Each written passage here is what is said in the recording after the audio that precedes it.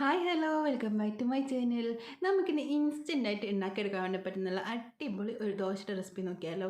നമുക്ക് രാവിലെയും രാത്രിയൊക്കെ എളുപ്പത്തിൽ ഉണ്ടാക്കിയെടുക്കാൻ വേണ്ടി പറ്റുന്നൊരു റെസിപ്പി ആട്ടോ. അപ്പോൾ എല്ലാം ട്രൈ ചെയ്ത് നോക്കണേ. ഇഷ്ടമായാലും ലൈക്ക് ചെയ്യാനും സബ്സ്ക്രൈബ് ചെയ്യാനും ഷെയർ ചെയ്യാനും കമൻറ്റ് ചെയ്യാനൊന്നും മറക്കരുത്. അപ്പോൾ നമുക്ക് ഇവിടോട്ട് പോവാം. അപ്പോൾ നമുക്കിത് ആദ്യം തന്നെ 2 കപ്പ് പച്ചരി ഒരു 2-3 മണിക്കൂർ നന്നായിട്ട് കഴുകിയിട്ട് ഒന്ന് സോക്ക് ചെയ്തിട്ട് വെക്കാം കേട്ടോ. ഇപ്പോൾ 2 മണിക്കൂർ ഞാൻ നന്നായിട്ട് കഴുകിയിട്ട് സോക്ക് ചെയ്ത് വെച്ചിട്ടുള്ള പച്ചരി ആയത്.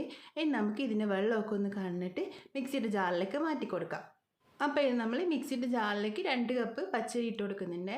അതിൻ്റെ കൂടെ തന്നെ നമുക്ക് 2 ടീസ്പൂണോളം ഉഴുന്ന് ഒരു അരമണിക്കൂറോളം വെള്ളത്തിൽ സോക്ക് ചെയ്ത് വെച്ചിട്ടുള്ള 2 ടീസ്പൂണോളം ഉഴുന്നും കൂടി നമുക്ക് ഇതിലേക്ക് ഇട്ട് കൊടുക്കാം.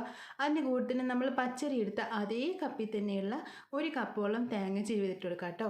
അതിൻ്റെ കൂടെ തന്നെ നമുക്ക് 1 ടേബിൾ സ്പൂണോളം ചോറും കൂടി ഇട്ട് കൊടുക്കാം. അതിൻ്റെ ആവശ്യത്തിനുള്ള വെള്ളവും കൂടി ഒഴിച്ച് കൊടുത്തിട്ട് നന്നായിട്ട് അരച്ചിട്ടെടുക്കാം കേട്ടോ. നമ്മൾ സാധാരണ ദോശമാവൊക്കെ അരച്ചെടുക്കൂലേ, ആ രീതിക്ക് നമുക്ക് അരച്ചെടുക്കാം. അപ്പോൾ 1/4 കപ്പോളം നമുക്ക് വെള്ളം ഇതിലേക്ക് ഒഴിച്ചെടുക്കാം കേട്ടോ. ഇപ്പം നമ്മൾ നന്നായിട്ട് മാവ് അരച്ചെടുത്തിട്ടുണ്ട്. ഇനി നമുക്ക് ഇതിലേക്ക് നമ്മളെ മാവിന് ആവശ്യമായിട്ടുള്ള ഉപ്പിട്ട് കൊടുക്കുക. ഒരു 1/2 ടീസ്പൂണോളം ഉപ്പിട്ട് കൊടുക്കുക. അതിൻ്റെ കൂടെ തന്നെ ഒരു പിഞ്ച് ബേക്കിംഗ് സോഡയും കൂടി ഇട്ട് കൊടുക്കുക കേട്ടോ. എന്നിട്ട് നന്നായിട്ട് മിക്സ് ആക്കി കൊടുക്കുക. ഇനി നമ്മളിത് റെസ്റ്റ് ചെയ്യാൻ വേണ്ടി മാറ്റി വെക്കേണ്ട ആവശ്യമൊന്നുമില്ല. നമുക്ക് ഇപ്പം തന്നെ ദോശ ചുട്ടെടുക്കാം കേട്ടോ. അപ്പം നമ്മളെ മാവ് റെഡി ആയിട്ടുണ്ട്. ഇനി നമുക്കിതൊരു സൈഡിലേക്ക് മാറ്റി വെക്കാം. എന്നിട്ട് ഒരു പാൻ വെച്ചതിന് ശേഷം അതൊന്ന് ചൂടായി വന്നാൽ നമുക്ക് അതിലേക്ക് 1 ടീസ്പൂണോളം വെളിച്ചെണ്ണ ഒഴിച്ച് കൊടുക്കാം. ഇപ്പോൾ ഇത് നമ്മളെ വെളിച്ചെണ്ണ ഒന്ന് ചൂടായി വന്നിട്ടുണ്ട്. നമുക്ക് ഈ ഒരു സമയത്ത് വേണമെന്നുണ്ടെങ്കിൽ ഒരു ചെറിയൊരു പീസ് ഉള്ളിയും കൂടി ഇതിലേക്ക് ഇട്ട് കൊടുക്കാം കേട്ടോ. അപ്പോൾ അത് നിങ്ങളെ ഇഷ്ടത്തിനനുസരിച്ചിട്ട് നിങ്ങൾക്ക് ചെയ്യേ.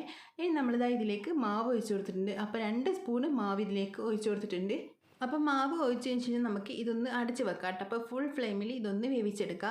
അപ്പോൾ ഇതിൻ്റെ മുകൾ ബാക്കി ഇത് ആറി വന്നപ്പോൾ നമ്മളൊന്ന് തുറന്ന് നോക്കിയിട്ടുണ്ട്.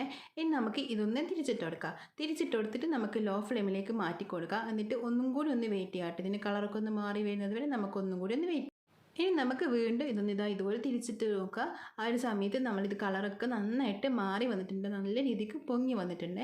അപ്പോൾ നമ്മൾ അടിപൊളി ദോശ റെഡി ആയിട്ടുണ്ട്. നല്ല സിമ്പിളായിട്ട് നമുക്ക് പെട്ടെന്ന് തന്നെ ഉണ്ടാക്കിയെടുക്കാൻ പറ്റുന്ന നല്ല അടിപൊളി ദോശ കേട്ടോ.